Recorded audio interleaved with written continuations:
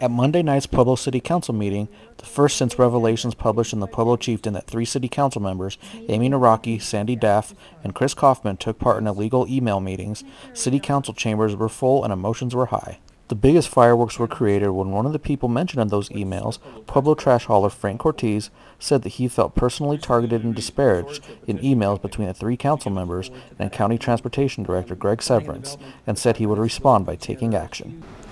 This disturbing pattern of backroom city council meetings and values, bragging rights over honesty and integrity must end.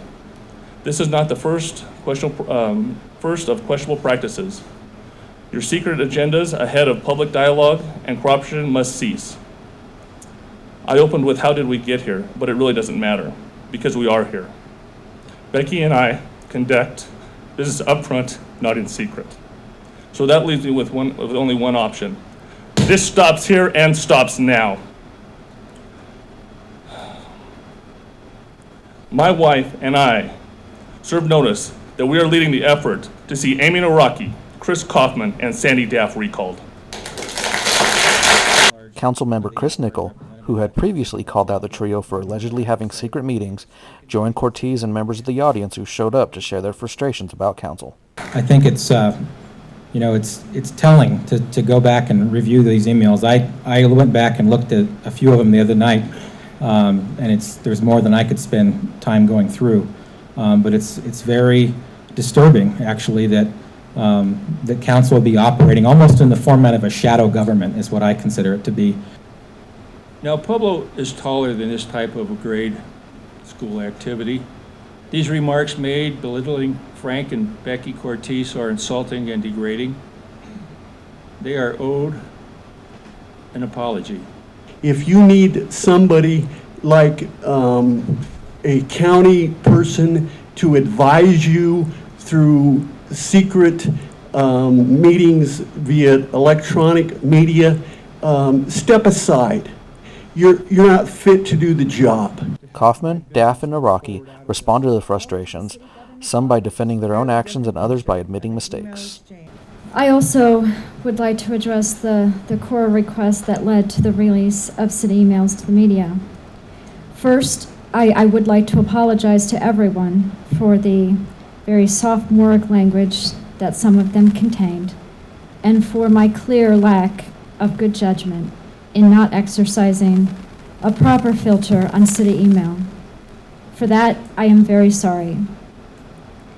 Second, I want to apologize to the constituents who had written to me under the guise of private correspondence to their elected official, and who have now had that correspondence irresponsibly thrown into the public arena. I was not afforded my rights under Title 24 of Colorado law to review the requested information prior to it being released. When you choose to get out and lead, when you choose to stand against a powerful status quo, to even suggest a different, albeit proven path, you will not only face tremendous opposition, but you will also make mistakes. And I made a mistake when I involved myself with threading emails with other city council members. While I think there's far much more behind this smear than that one strike of a keyboard key, my faith requires me to apologize to you or to anyone anytime I cause someone else to stumble or to question with doubts. So I am very, very sorry. I'm sorry to the citizens for my part in this highly public embarrassment. I'm sorry to the 12,500 people who voted for me recently, to those who financially supported me, to those who supported and endorsed me, to my family friends of 80 plus years here in Pueblo who have known me and my truest character. Am I really who the paper is making me out to be? And I too want to apologize to the haulers. They seem to be collateral focus to this. Folks, I didn't reply to those emails. I didn't violate the Open Records Act, and there was no illegal meeting.